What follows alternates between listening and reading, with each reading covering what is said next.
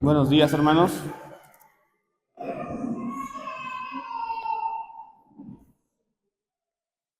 Vamos a continuar con nuestro estudio de la carta de Pablo a Timoteo, hermanos. ¿Recuerdan en qué versículo nos quedamos? ¿O el capítulo donde nos quedamos? Capítulo 3, versículo.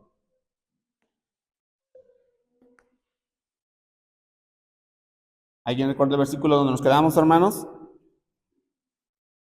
Solamente lo dividimos en dos partes. Leímos del 1 al 9 y meditamos en eso. Y quedamos para iniciar el versículo 10.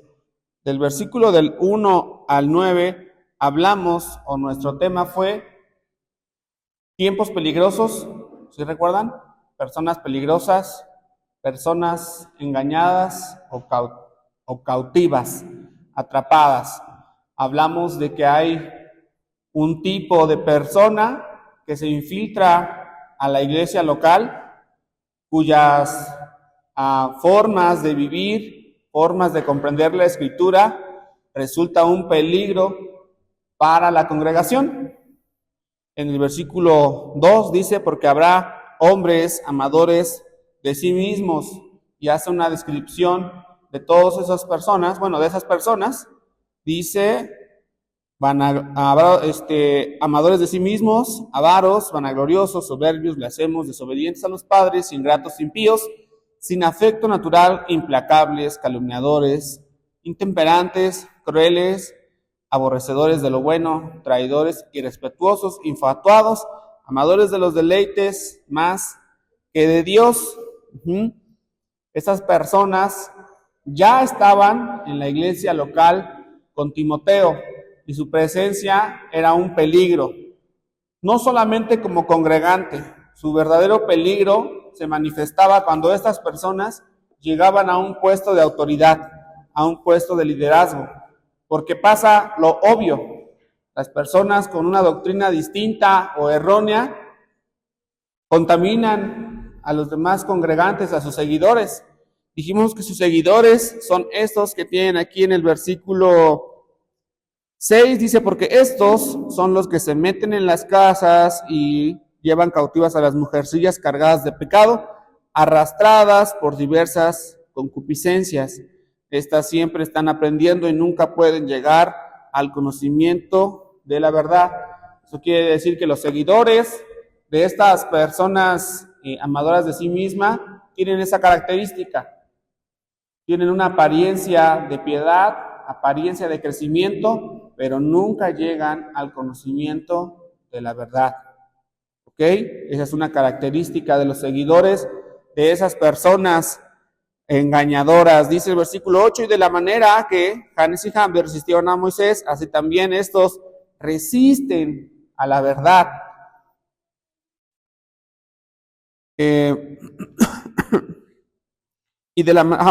Resisten a la verdad hombres corruptos de entendimiento, réprobos en cuanto a la fe, mas no irán más adelante, porque su insensatez será manifiesta a todos, como también lo fue la de aquellos. Y dijimos que según la tradición judía, Janes y Jambres eran dos sacerdotes egipcios que se hicieron prosélitos, ¿verdad? O sea que ellos confesaban ahora al Dios, a Jehová, al Dios de los israelitas, pero en realidad su intención era infiltrarse a la congregación y trastornarla.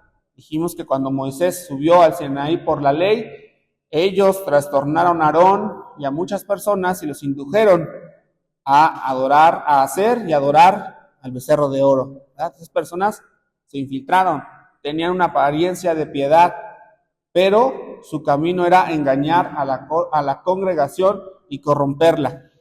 Da este ejemplo Pablo para que Timoteo, dijimos que nosotros tenemos que estar alertas, debemos estar conscientes de este tiempo peligroso para la congregación. ¿Ok?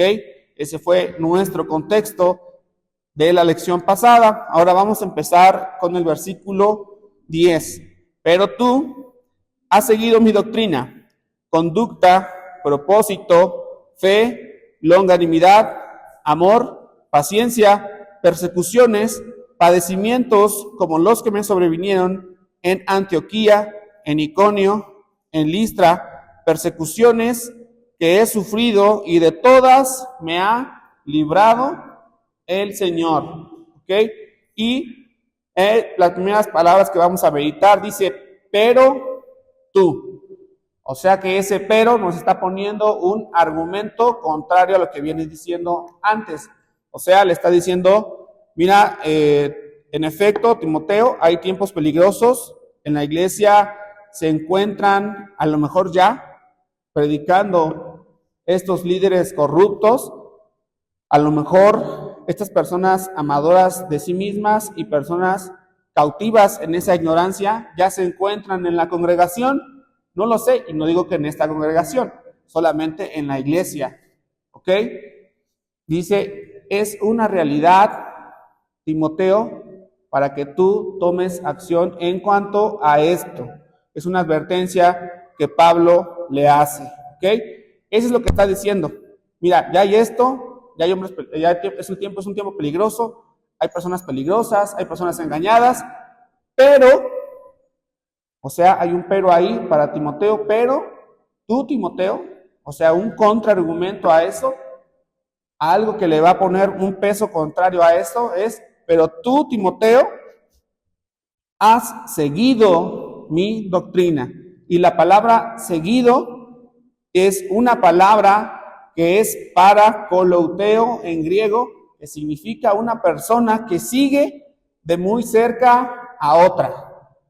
Algunas traducciones dicen que codo a codo, codo a codo. Timoteo no solamente era consiervo de Pablo, Timoteo era su discípulo, era su hijo amado. Tenían una relación de intimidad profunda. Pablo conocía perfectamente el sentir, las capacidades y debilidades de Timoteo. A su vez, Timoteo conocía las habilidades, capacidades e incluso debilidades que su maestro Pablo tenía.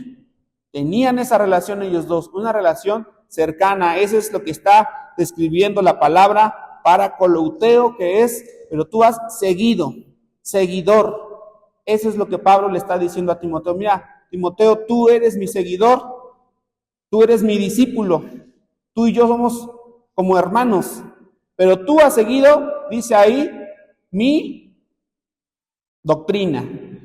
Y está muy interesante porque en este momento Pablo va a apropiarse, va a decir con toda confianza, se va a exponer ante Timoteo y le va a decir, mira, Timoteo, dice, tú has seguido mi doctrina, podríamos agregar ahí, mi conducta, mi propósito, mi fe, mi longanimidad, mi amor, mi paciencia.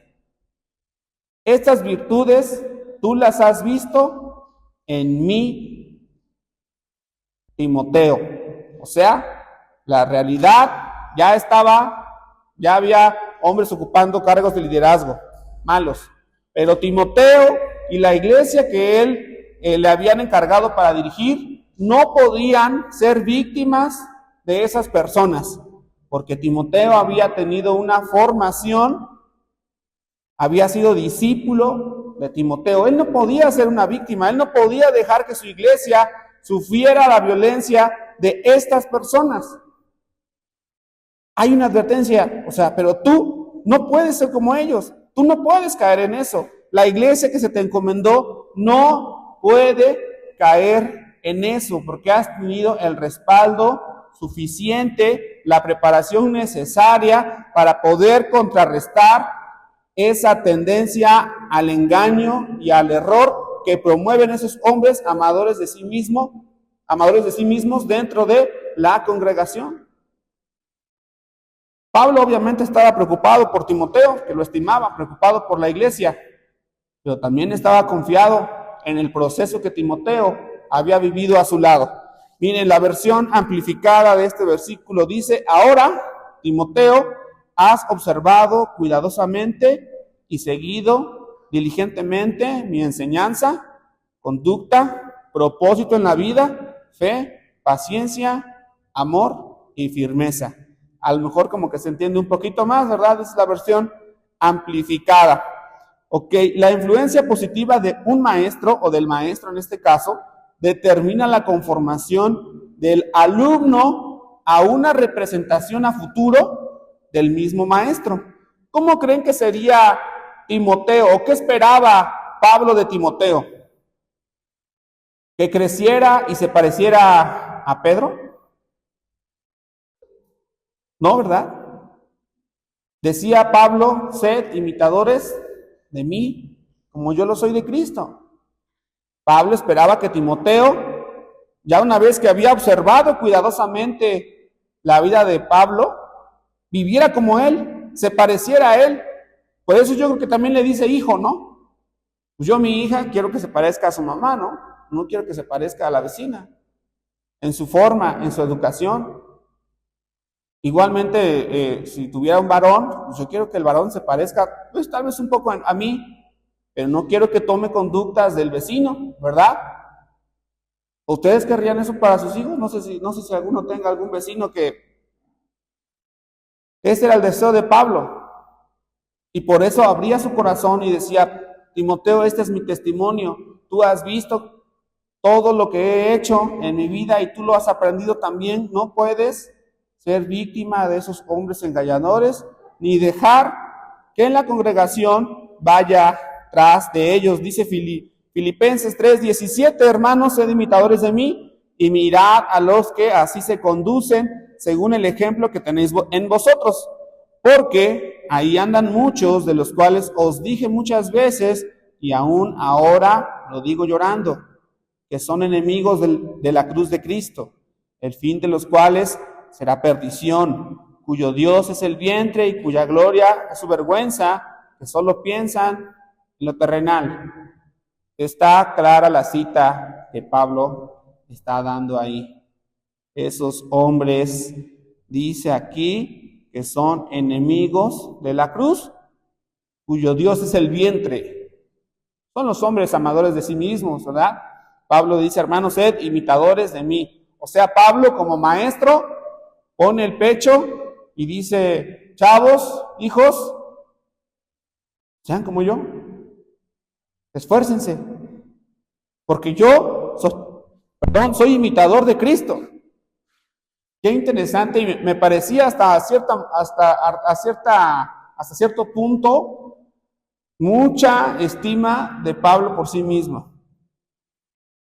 Pero también creo que en esa relación que Timoteo gozó con su maestro Pablo, pudo ver también pues sus debilidades. Pablo mismo es confeso de muchas de sus debilidades, ¿verdad? Lo que no quiero, eso hago. Obviamente se refería al pecado. Obviamente sabía que el aguijón que estaba con él, que lo molestaba, podía ser una prueba, podría ser a consecuencia del pecado. Pablo estaba consciente de eso y aún así le dice a Timoteo y nos dice a nosotros, hermanos, sed imitadores de mí. ¿Ok? Entonces, hermanos, la primer contramedida que Pablo está dándole a Timoteo para contra esos hombres, la primera es un testimonio, el testimonio, de un maestro fiel. El testimonio de un maestro fiel. Yo pienso que Timoteo fue o estuvo expuesto a la predicación de muchos, pero su maestro, su mentor, solamente como tal, al que él reconocía como una autoridad, fue Pablo. Eso nos hace un llamado a nosotros, hermanos, también en esta iglesia local, a buscar un modelo de mentor, a buscar una persona que nos pueda instruir, que nos pueda guiar, una persona humana, como usted, como yo, a lo mejor con más años en el Evangelio, a lo mejor con un poco de preparación más, pero es un método de crecimiento cristiano, el compañerismo y el discipulado. Necesitamos estar bajo la instrucción de hermanos más capacitados. Si usted dice, mire, yo no necesito, eso yo ya lo sé. Eso que me van a decir, eso yo ya lo sé. Las 12 botellas de leche, esas yo ya las vi. Ya las vi cuando tenía 15 años, las vi en una escuela de verano, ¿no? Eso yo ya lo vi. Pero cuando estudiaste esas 12 botellas de leche, no hiciste una relación como la que hizo Timoteo con Pablo. No fuiste seguidor de esa persona. No lo tomaste como tu maestro, como tu autoridad. Hermanos, eso es bíblico, esto es bíblico. Necesitamos instrucción y es una irresponsabilidad decir que no la necesitamos. Porque vamos a ser como esas mujercitas. Les dije que una de las traducciones sugeridas, ¿se acuerdan? ¿Qué les dije? Que era decía mujeres tontas. Y no nada más pensamos en mujeres, son hombres también. Yo no quiero ser eso. Y usted tampoco lo quiere, ni para usted ni para sus hijos. Necesitamos instrucción, necesitamos un discipulado. Bueno, continuamos, dice, pero tú has seguido mi doctrina. Bueno, la doctrina son las enseñanzas de Pablo respecto al Evangelio de Cristo y la interpretación de las Sagradas Escrituras. ¿Cuáles eran las Sagradas Escrituras a las que se está refiriendo Pablo específicamente, hermanos? El Antiguo Testamento. Cuando Pablo le enseñaba a Timoteo, le enseñaba el Antiguo Testamento, ¿no? Ahí decía, mira, vamos a tal parte, a las Sagradas Escrituras. Cuando ellos hablan acerca de la Escritura, para ellos se refiere al Antiguo Testamento. Para nosotros se refiere al Antiguo y al Nuevo Testamento, hermanos. Nosotros tenemos esa bendición. Entonces, ¿cuál era el testimonio de Pablo respecto a lo que enseñaba y a cómo le interpretaba las Escrituras y lo que le enseñaba a Timoteo? O sea, Timoteo sabía que su maestro no andaba por ahí enseñando falsas doctrinas. Él sabía bien lo que enseñaba. ¿Sí? A veces por ahí en alguna reunión escuchamos a un varón que por ahí dice algo que hoy no concuerda. Y a veces algunos hermanos se le acercan, en particular, hermano, mire ese versículo, pienso que lo está usted interpretando mal. Timoteo conocía todos esos detalles de Pablo. Sabía qué era lo que enseñaba, sabía cómo predicaba el Evangelio. Era su discípulo, recibió su doctrina. Ahora, hermanos, ustedes están recibiendo doctrina de una manera general y es aprovechable, pero de manera más sólida, de manera más fuerte, la va a recibir cuando tome un discipulado, cuando tenga un maestro a cargo de usted. La conducta, mi doctrina, mi conducta. O sea, cómo se comportaba Pablo, cómo vivía Pablo. Y tiene que ver con la cualidad anterior. ¿Cómo predica? ¿Cómo enseña? ¿Y cómo vive? ¿Alguien se acuerda por ahí de la definición de la verdad? ¿Alguien sabe qué es la verdad? Una definición que dimos hace tiempo y a veces me gusta retomarla. ¿No? A ver, Ángel, ¿sí te acuerdas? De la verdad. Cuando los hechos y lo que se ha dicho se encuentran. Eso es la verdad. ¿Ok? Lo que se dice y lo que se hace. Mucha boca, muchas manos. ¿Ok? Si fuera al revés, sería mucha boca y pocas manos. Eso no es verdad. Y Timoteo veía esa característica en su maestro. ¿Qué es lo que enseña? Y ahora vamos a ver cómo vive. Porque si no, pues no habría credibilidad en ese maestro que enseña que es fácil para él señalar y no vivirlo. ¿No? ¿Quién le va a creer? ¿O cómo le iba a creer Timoteo a Pablo? Le creía porque ya había estado con él en muchos acontecimientos, dice adelante, en persecuciones, en padecimientos. Timoteo había visto a su maestro afrontar eso, vivirlo de verdad. La palabra que sigue es propósito. De manera muy interesante, cuando tú juntas lo que se enseña y cómo se vive, se manifiesta el propósito de una persona. Una persona que tiene un propósito claro, que es objetiva con su vida, no anda moviendo por aquí o por allá, no anda diciendo esto y haciendo lo otro. Pablo tenía un propósito para su vida y su conducta y su doctrina lo manifestaban. La suma de estas dos cualidades revelan el porqué, la razón, el propósito de Pablo, una vida consagrada a Jesús y una vida de evangelismo hacia los hombres. Doctrina más conducta es igual al propósito. Hermanos, esto también está impresionante para nosotros, para una enseñanza de vida cristiana. ¿Qué estoy haciendo? ¿Estoy peleando como los boxeadores que pelean con la sombra? Sin golpear a nada, dice Pablo, como golpeando al aire. Hablamos hace tiempo de que hay perritos, hay cachorros que cuando pasa un coche le ladran, ¿no? Le ladran mucho. Y pasan otros y les ladran enojados de que pasen frente a su casa. Si fuera un perrito que está frente a la autopista, ese perrito no sé cuánto tiempo de su vida pasaría ladrando a los autos que pasan por la autopista. No está haciendo nada, no está logrando nada. Los coches no van a dejar de pasar porque el perrito no está haciendo nada. Hermanos, revisemos nuestra conducta, nuestra doctrina, nuestra conducta, y se va a revelar si estamos caminando hacia nuestro propósito o no. Timoteo vio en su maestro Pablo que tenía un propósito claro en la vida. Su conducta, cómo vivía, lo revelaba. Tenemos otras palabras más respecto a Pablo: fe, resistencia, amor y paciencia. Palabras necesarias, cualidades necesarias para un líder, para un liderazgo sano. La fe tenía que sostenerse en Cristo. La resistencia tenía que tener una fuerte convicción que lo mantuviera estable aun cuando las condiciones fueran adversas. Pablo tenía que ser resistente. Esa es la palabra longanimidad, ¿sí? Que se extiende, es largo, que puede resistir.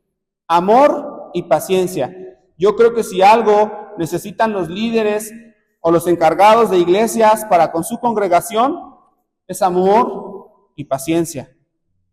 La congregación es difícil de pastorear.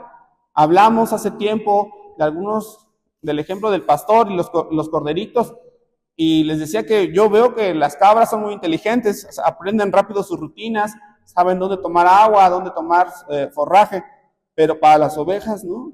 Las ovejas son como que más lentas, hay que enseñarles y enseñarles. Sí aprenden, pero no son igual que otros animalitos. Y pensábamos en la iglesia local, habemos unos miembros que pienso que hemos de ser difíciles para el pastor, difíciles para los hermanos que se encargan de ellos, para sus instructores. Yo lo digo de mí, no lo digo de otras personas, ¿no? Porque obviamente hay pecado en mi vida, obviamente yo me aferro a mi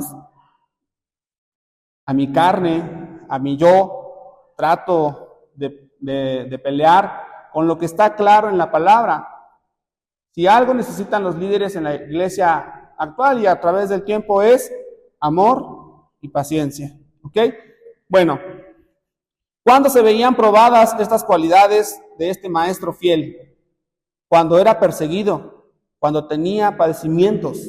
Vamos a leer 2 Corintios 11:23, hermanos.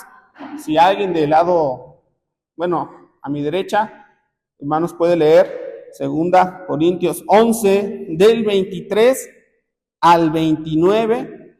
Pablo hace un recuento. Yo sé que usted ya sabe qué versículo es, qué versículos son, qué pasaje es, pero vamos a escucharlo. 2 Corintios 11, 23.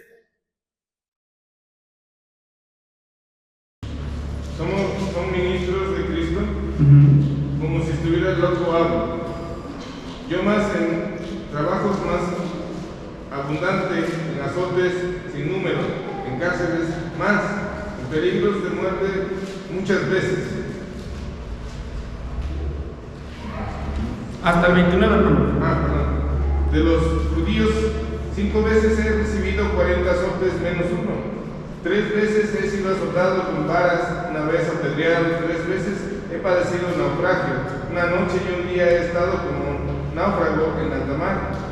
En caminos muchas veces, en peligros de ríos, peligros de ladrones, peligros de los de mi nación, peligros de los gentiles, peligros en la ciudad, peligros en el desierto, peligros en el mar, peligros entre falsos hermanos, en trabajo y fatiga, en muchos desvelos, en hambre y sed, en muchos ayunos, en frío y en desnudez, y además de otras cosas, lo que sobre mí se agolpa cada día, la preocupación de todas las iglesias. ¿Quién enferma y yo no enfermo? ¿A quién se le hace tropezar y yo no me indigno? Gracias. El testimonio de Pablo estaba verificado, estaba certificado con un sello, el sello de los padecimientos en su propia carne. Yo no sé cómo fue, no sé si esto, bueno, fue una carta, pero Pablo podría decir, ¿quieres ver que le he sido fiel al maestro? Podría quitarse su túnica y mostrar su espalda con cicatrices. Podría mostrar sus manos que fueron encadenadas, sus pies. He sufrido persecuciones, he sufrido padecimientos. Mi vida no es ficticia, no es un cuento. Yo no voy a decir, no, yo allá en Jerusalén, aunque lo fue, aquí lo dice, ¿no? Bueno, en los versículos, en el 21 dice de que dentro de los fariseos, él también era uno de los más prominentes. Su vida no era un cuento mareador, como le dicen por ahí. Su vida era real. Tenía el sello que lo certificaba como un maestro con un testimonio fiel en su propio cuerpo. Estaba probado. ¿Ustedes creen que una persona amadora de sí misma, cuyo Dios es el vientre, podría anteponer la obra de Cristo y vivir lo que vivió Pablo? ¿Qué creen? Claro que no. Dice amador de sí mismo, yo, sobre todo yo, y se escucha, ¿no? Primero yo, después yo y al último yo, ¿verdad? Pablo no es así. Primero el ministerio, primero a lo que me mandaron.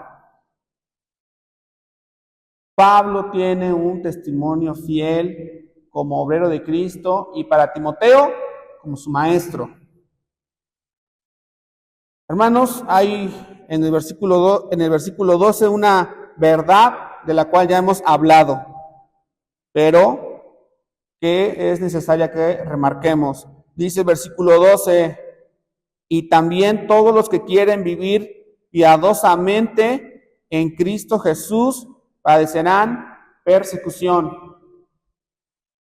Yo no sé, hermanos, cuando le predicaban a usted el evangelio, no sé si le dijeron, mire, crea usted en Cristo y usted va a estar sano todo el tiempo.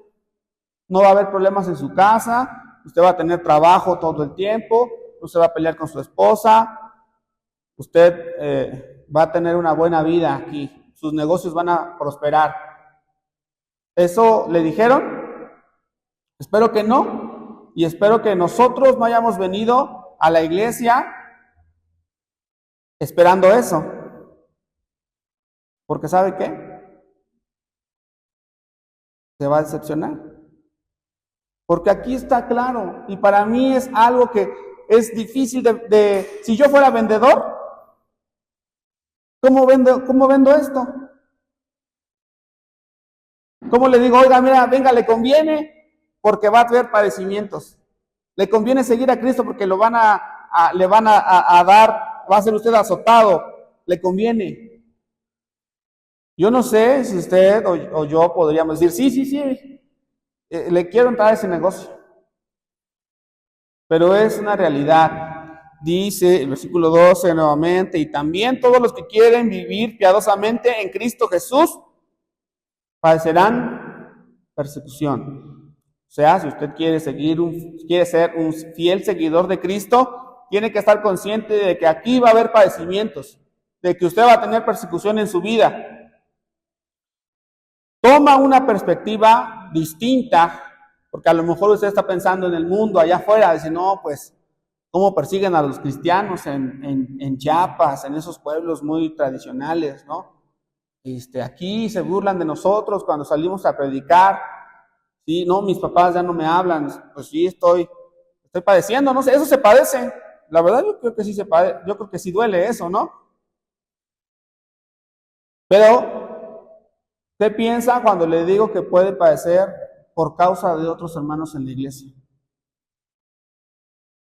Dice, en lo que leímos en 2 Corintios 11:23, en el versículo 26, peligros entre falsos hermanos.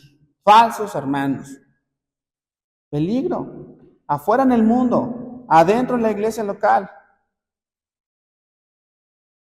Hermanos, lo comentó el hermano Manuel en las lecciones pasadas, dice, podemos estar padeciendo sufrimientos por causa de Cristo o a consecuencia del pecado. No lo sé, pero esa es una verdad, hermanos.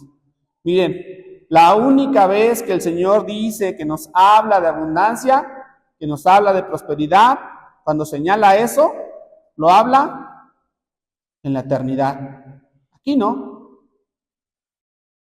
Señala allá. Allá están las casas preparadas. Allá nos están esperando. Aquí no. Podemos tener una buena vida. El Señor no está peleado con los negocios ni con el dinero, ya lo vimos. Pero nuestra mente no puede estar atada a resolver necesidades del mundo y todavía a correlacionarlas como lo hacían los judíos. Ya no es que como el joven rico, decían, como es muy, cumple la ley, por eso el Señor lo bendice, por eso tiene dinero. Eso no tiene nada que ver. Hermanos, recuerde, si usted quiere seguir a Cristo de verdad, esté usted consciente de que va a haber padecimientos y persecución en su vida. Y Pablo no rehusaba esos padecimientos y esa persecución. Pablo las tomaba, porque sabía que lo que venía atrás de eso era bendición. Muy bien. Romanos 8:35, hermanos. ¿Quién nos separará del amor de Cristo? ¿Tribulación, o angustia, o persecución, o hambre, o desnudez, o peligro de espada? Como está escrito, por causa de ti somos muertos todo el tiempo. Somos contados como ovejas de matadero. Antes, en todas estas cosas somos más que vencedores por medio de aquel que nos amó. Por lo cual estoy seguro que ni la muerte, ni la vida, ni ángeles, ni principados, ni potestades, ni lo presente, ni lo porvenir, ni lo alto, ni lo profundo, ni ninguna otra cosa creada nos podrá separar del amor de Dios, que es en Cristo Jesús nuestro. Hay un consuelo para el creyente. Así se verificaba, así se certificaba la vida de Pablo como un creyente piadoso que aceptaba las persecuciones y los padecimientos. Versículo 13. Mas los hombres malos y los engañadores irán de mal en peor, engañando y siendo engañados. La parte que le toca a estas personas, a estos hombres engañadores, es que ellos van a seguir engañando aquí en el mundo, pero también los van a engañar a ellos, y ellos se van a engañar solitos. Nuestro Señor Jesús en Mateo 23:1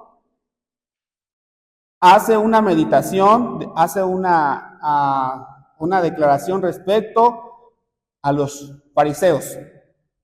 Mateo 23:1. Entonces habló Jesús a la gente y a sus discípulos diciendo: en la cátedra de Moisés se sientan los escribas y los fariseos. Así que todo lo que os digan que guardéis, guardadlo y hacedlo. mas no hagáis conforme a sus obras. Porque dicen, ¿lo tienen ahí? Porque dicen y no hacen. Porque atan cargas pesadas y difíciles de llevar y las ponen sobre los hombros de los hombres, pero ellos ni con un dedo quieren moverlas. Antes hacen todas sus obras para ser vistos por los hombres, pues ensanchan sus filacterias y extienden los flecos de sus mantos y aman los primeros asientos en las cenas y las primeras sillas en las sinagogas y las salutaciones en las plazas, y que los hombres los llamen rabí, rabí, pero vosotros no queréis que os llamen rabí, porque uno es vuestro maestro, el Cristo, y todos vosotros sois hermanos. Y no llaméis Padre vuestro a nadie en la tierra, porque uno es vuestro Padre, el que está en los cielos. Ni seáis llamados maestros, porque uno es vuestro maestro, el Cristo. El que es el mayor de vosotros sea vuestro siervo, porque el que se enaltezca será humillado, y el que se humilla será enaltecido. Y el versículo 13, hermanos, respecto a estos hombres que engañan y se engañan a sí mismos, dice: mas hay de vosotros, escribas y fariseos, hipócritas, porque cerráis el reino de los cielos delante de los hombres, pues ni entráis vosotros, ni dejáis entrar a los que están entrando. O sea, les estorban. Esas personas cautivas, engañadas de la congregación, ya no van a llegar al conocimiento de la verdad plena del Evangelio de Cristo. No van a ser salvas. Por eso es que son hombres peligrosos para la congregación. ¿Para qué queremos, hermanos, que todo esto esté lleno? Que tengamos una iglesia de 500 si solamente tenemos 10 personas salvas. No es una iglesia verdadera. No haríamos las cosas correctas, ¿no? Estaríamos engañándolos a todos esos 490, los engañaríamos diciendo que son salvos, y no lo son. Me estaría engañando yo mismo, porque entiendo que el que predica su doctrina, él mismo la cree, ¿no? Tampoco podría ser salvo. No entran ni dejan entrar. Ese es el peligro de esos hombres amadores de sí mismos, que promueven sus doctrinas erradas. Dice que resisten a la verdad, corruptos de entendimiento.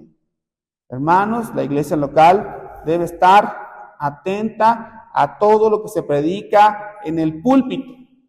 Si usted no entiende algo, si usted dice: ay, como que eso está raro, acérquese a preguntarle al predicador: oiga, hermano, mire, este punto yo como que no lo entiendo, explíquemelo otra vez.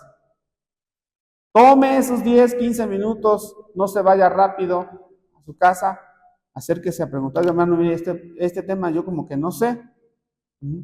O le puede decir: ¿por qué no me da un discipulado y lo vemos más a fondo?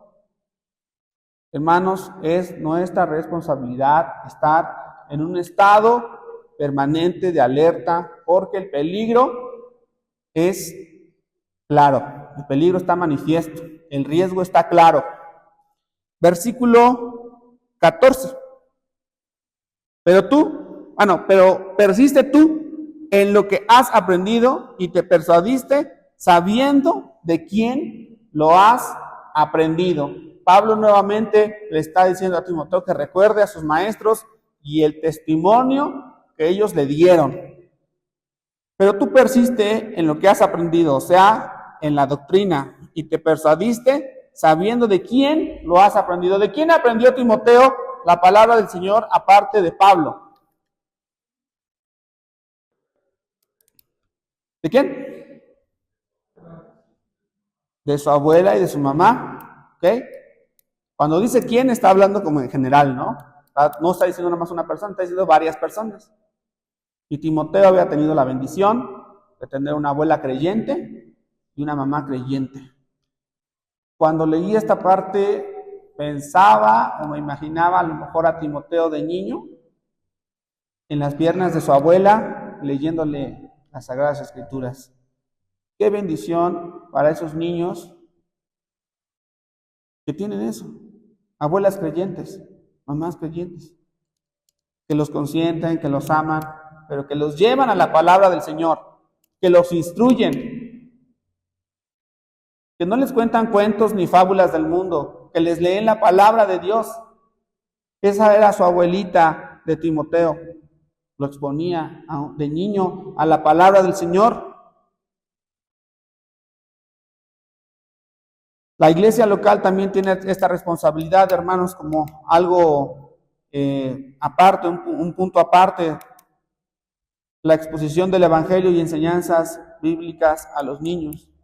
Muchos de los grandes evangelistas o predicadores, se relata que muchos recibieron el llamado o sintieron ellos el llamado a su vocación siendo niños, 7, 8 años. Cuando instruimos a los pequeños a esa edad, no es que los estemos engañando, hermanos. En el mundo dicen eso. Dicen, no, es que el niño fácil se puede envolver, ¿no? ¿Y qué dice Jesús respecto a los niños? Dejad a los niños venid a mí, porque de los tales es el reino de los cielos. Si alguien tiene un corazón puro, susceptible a la palabra de Dios, son los niños. Ellos lo creen de verdad, sin prejuicios, sin desviaciones personales. Es la responsabilidad de la iglesia local, de abuelas, de abuelos, invertir en el futuro, en la profesión del evangelio en sus nietos, en sus niños, los que somos padres. 7, 8, 12 años, pueden ver su corazón resuelto a que cuando sean grandes puedan servir al Señor. Muy bien. Timoteo, como dijimos hace rato, él conoció el Antiguo Testamento. Dice aquí, en el versículo 15, dice, y que desde la niñez has sabido las Sagradas Escrituras, las cuales te pueden hacer sabio para la salvación por medio de la fe que es en Cristo Jesús. Bueno, ya tocamos el punto de los niños. Desde la niñez Timoteo estuvo expuesto a la doctrina, a la enseñanza bíblica, al concepto de la vida que Dios quiere que tengas o que vivas para Él. Dice, sabio para la salvación por la fe que es en Cristo Jesús. ¿Cómo se podía ser salvo leyendo el Antiguo Testamento? Pues, ¿ustedes qué piensan? Claro que se podía volver uno salvo creyendo en ese Cordero, abriendo los ojos cuando se veía que Isaac era sacrificado al Señor. Cuando Noé sacrificó bajando del arca. Cuando Adán y Eva fueron sacrificados animales para cubrirlos. A Abraham se le dio esa primicia: en ti serán benditas todas las naciones de la tierra. Y si alguien puede contar la arena del mar y las estrellas del cielo, así va a ser tu generación. Los que creían, como Abraham, que por su fe, por creer en Dios, fue salvo.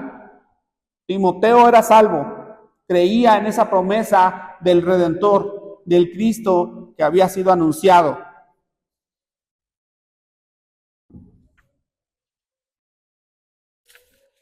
Esa fue la primer contramedida que Pablo le está recordando a Timoteo.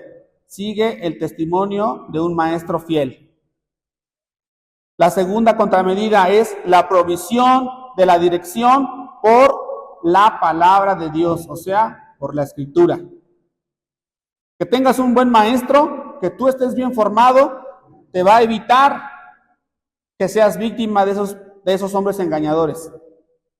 Otra cosa que te va a evitar que seas víctima de esos hombres engañadores es la provisión que Dios ha dado a través de la Escritura.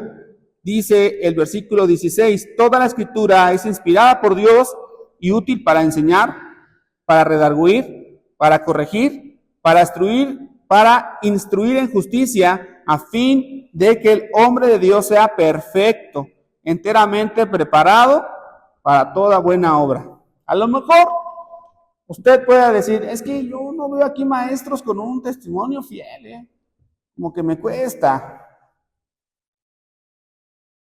pienso que nos estaría haciendo falta entonces someternos también a la Escritura. Someternos primeramente a la Escritura y a lo que nos enseña.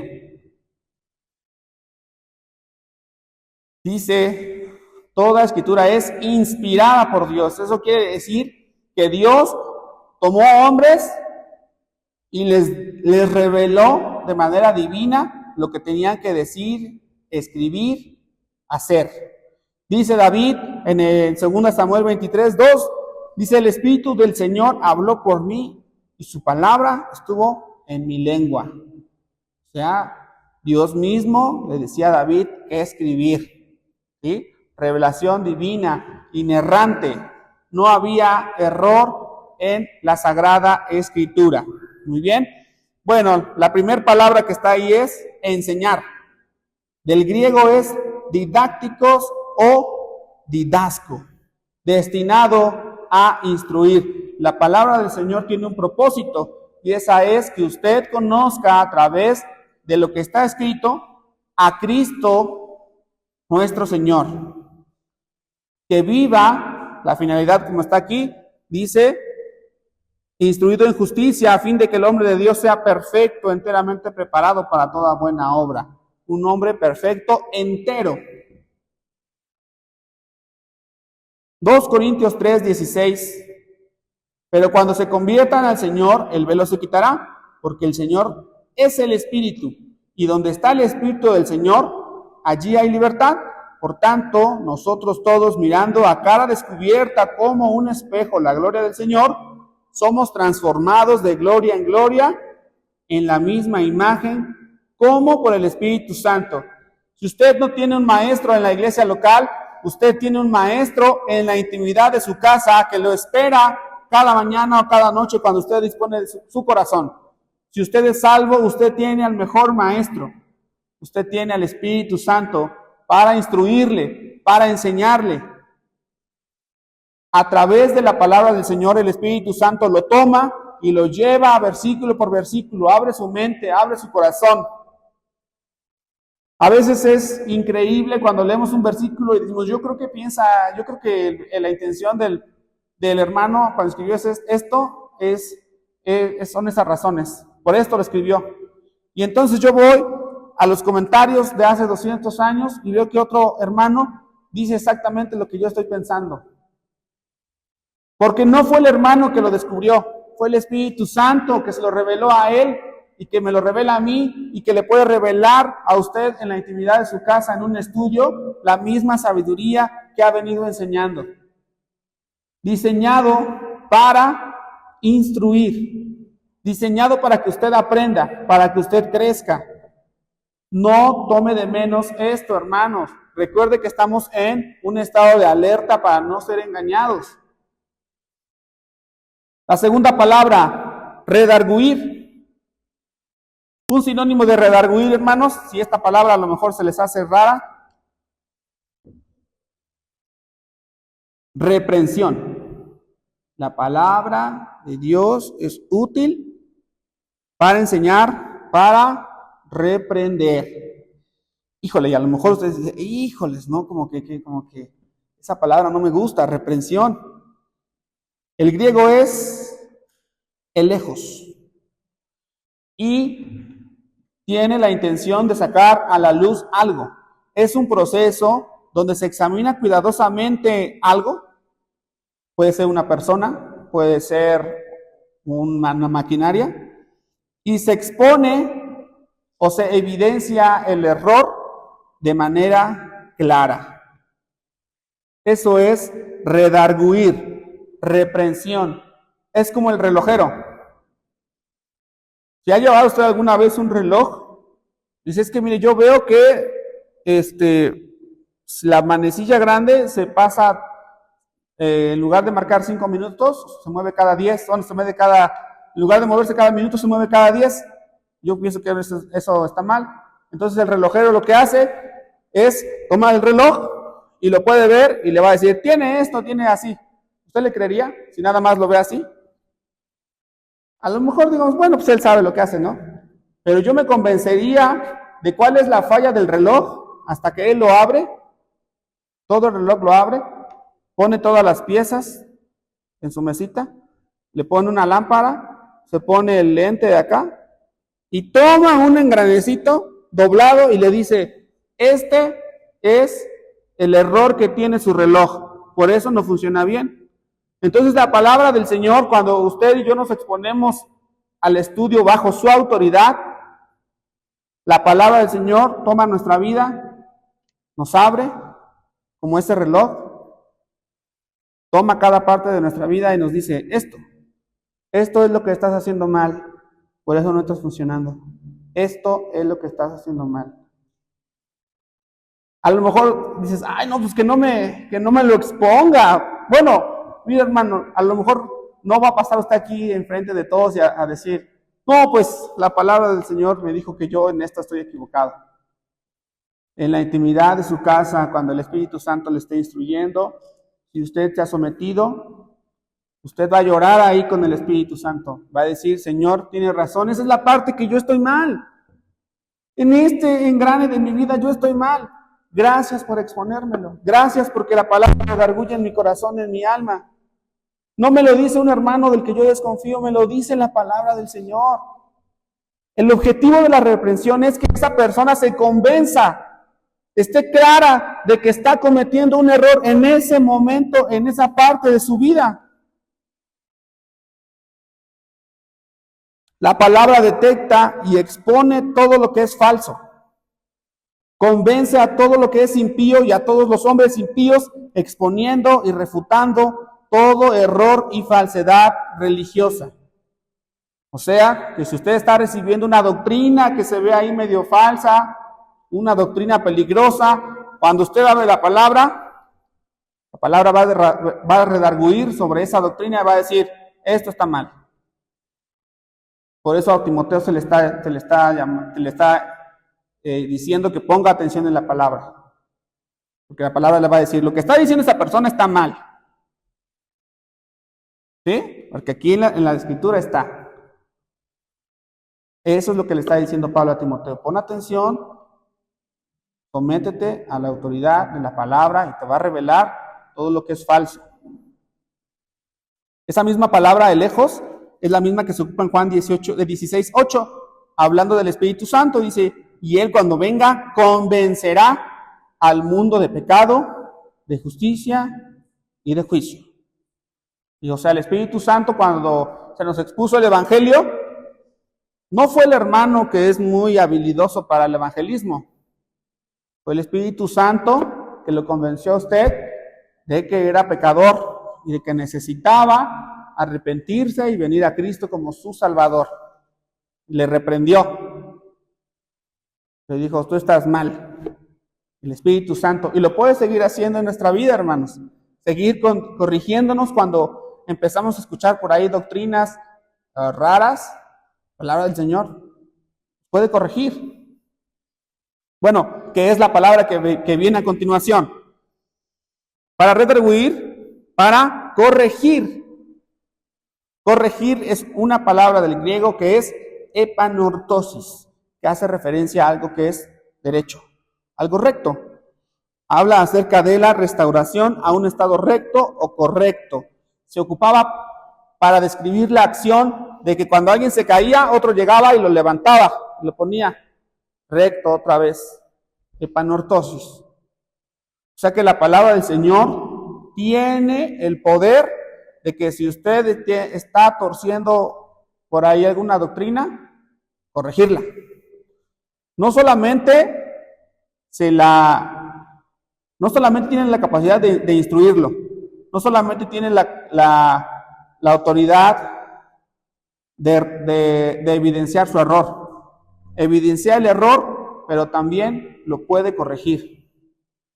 Es lo que quisiéramos con todos nuestros jefes en el trabajo, no sé, ustedes. Si alguno ha tenido un jefe del mundo o compañeros, oye, es que estás haciendo todo esto mal. Y te grita enfrente de todos sus compañeros, es que eso está mal. Y entonces te agarra y dice, mira, hazlo así, pon estas cajas así, ¿no? Te corrige, o sea, te ayuda a levantarte. No hay jefes así en el mundo, ¿verdad? a lo mejor haya maestros en las iglesias que tampoco son así. Es triste, pero la palabra del Señor tiene esa autoridad. La corrección es la provisión positiva de la Escritura para aquellos que aceptan su reprensión. O sea, si usted ya aceptó que tiene errores en su vida, usted, lo que viene a continuación es la corrección. Si usted no acepta que tiene problemas, nunca se le va a poder corregir. Así, yo estoy bien. Es obvio, ¿no? Si yo no acepto que tengo un problema, ¿cómo lo voy a corregir? Si no estoy poniendo un cimiento sobre el cual construir. Acepto la reprensión, acepto que se evidencie el problema que tengo en mi vida y acepto la corrección que me va a volver recto nuevamente. Eso es lo que le está diciendo Pablo a Timoteo. La palabra del Señor tiene el poder para corregir. Primera de Pedro 2:1, desechando pues toda malicia, todo engaño, hipocresía, envidias y todas las detracciones, desead como niños recién nacidos la leche espiritual no adulterada, para que por ella crezcáis para salvación. Hay un proceso de crecimiento en las Escrituras para todo aquel que se somete a las mismas. La palabra final respecto a la palabra de Dios aquí en el versículo 16 es para instruir en justicia. Instruir en justicia. La palabra instruir, del griego paideia, se refiere a entrenar, se refiere a una disciplina. Podemos pensar en un instructor. Hay deportes olímpicos donde los atletas tienen un instructor, ¿sí? Las chicas que hacen su clavado sincronizado o que hacen el nado sincronizado también se llama, ¿no? El que es artístico. Necesitan un instructor.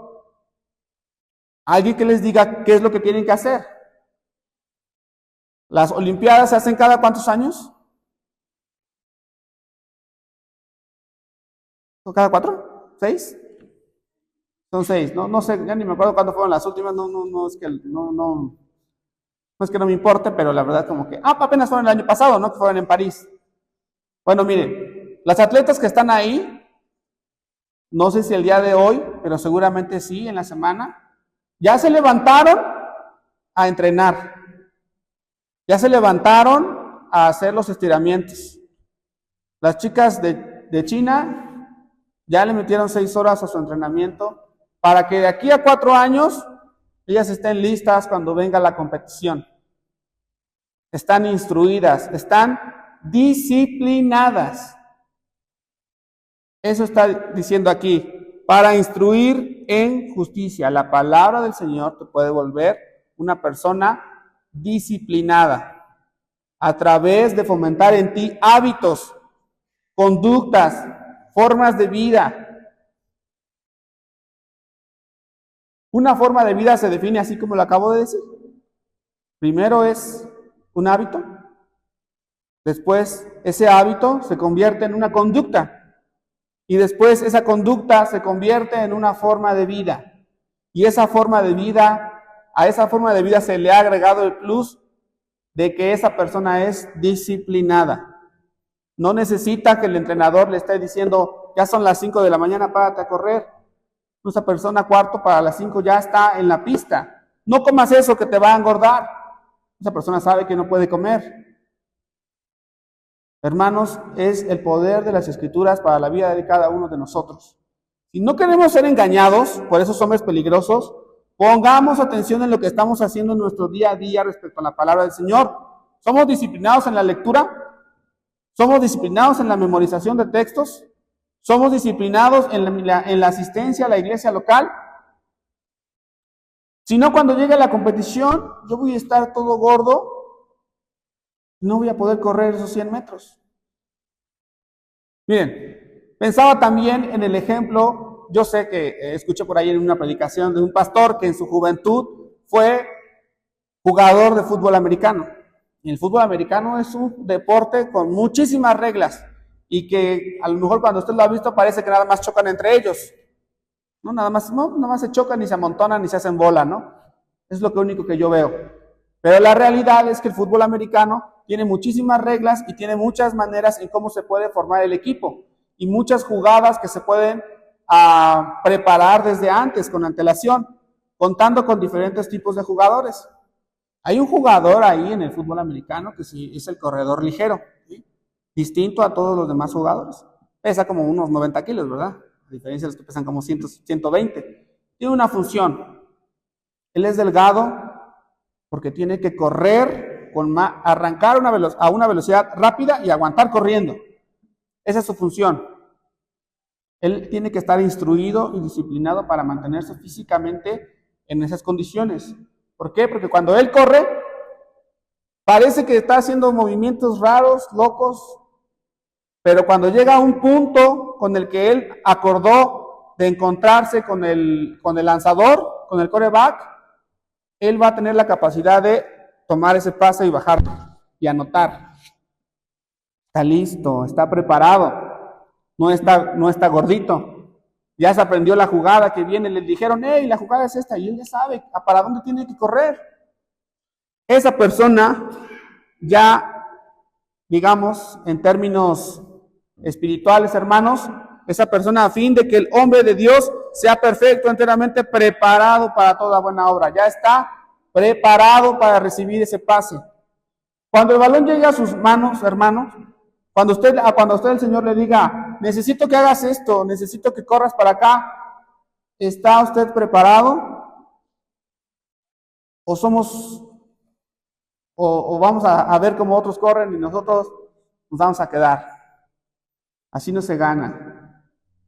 El Señor tiene un objetivo para cada uno de nosotros, a través de su palabra. Vamos a perder, nos van a engañar como a esas mujercitas. Se van a llevar a nuestras esposas, a nuestros hijos, a nuestros nietos. Ya vimos el peligro de eso, hermanos, de que estén engañados. ¿A poco no es importante, hermanos, que seamos disciplinados en la palabra? Claro que sí, yo no quiero que mi hija se pierda. Yo no conozco al esposo de mi hija, pero sé que va a llegar algún día y sé que voy a tener nietos y no quiero que se pierdan. Necesitamos prepararnos desde ahora. Necesito ser disciplinado con todas las cualidades que el Señor quiere para mí y usted lo necesita también. Y la iglesia de manera general lo necesita para crecer, para madurar. Pero tú, le dijeron a Timoteo, has seguido mi doctrina, mi conducta, mi propósito, mi fe, mi longanimidad, mi resistencia, amor y paciencia. Cultivemos eso en cada uno de nosotros, hermanos. Aceptemos la autoridad de un mentor sobre nuestras vidas. Tomemos un discipulado. Aceptemos la autoridad de las Escrituras sobre nuestras vidas, hermanos. Si no, no va a haber crecimiento y vamos a estar expuestos. Cuando llegue el momento, no sé si estemos preparados para toda buena obra, hermanos. ¿Usted lo está? ¿Ya está preparado para cuando vea una necesidad responder yo lo hago, para levantar la mano? Bueno, hermanos, para concluir de manera final, Timoteo tenía que estar alerta ante este tiempo de peligro, hermanos. Ya sobre la iglesia local que él tenía, sobre sus congregantes, ya había esos tiempos peligrosos. Las nubes del engaño que promovían esos hombres pecadores ya estaban sobre la iglesia. Timoteo tenía que estar alerta de no caer víctima de esos engaños. Pero también había una instrucción para Timoteo. Por eso se le instruye así, como lo acabamos de ver respecto a la Escritura. Timoteo tenía que tener cuidado de no convertirse en uno de esos hombres también. Hermanos, también tenemos ese riesgo. Puede usted convertirse en una persona que engaña, porque cuando yo ignoro, enseño lo que me viene a la mente. Cuando yo no estudio, yo empiezo a enseñar cosas que no tienen nada que ver, y entonces me puedo convertir en ese hombre engañador y engañarla a usted, si usted ha sido displicente con su estudio de las Escrituras. Recuerden, atentos a los que se infiltran para promover doctrinas erróneas y atento para que yo no me convierta en ese hombre engañador, ni yo ni usted. Bueno, hermanos, eso es todo respecto al capítulo 3 de la segunda carta de Timoteo. Que el Señor bendiga su palabra, hermanos.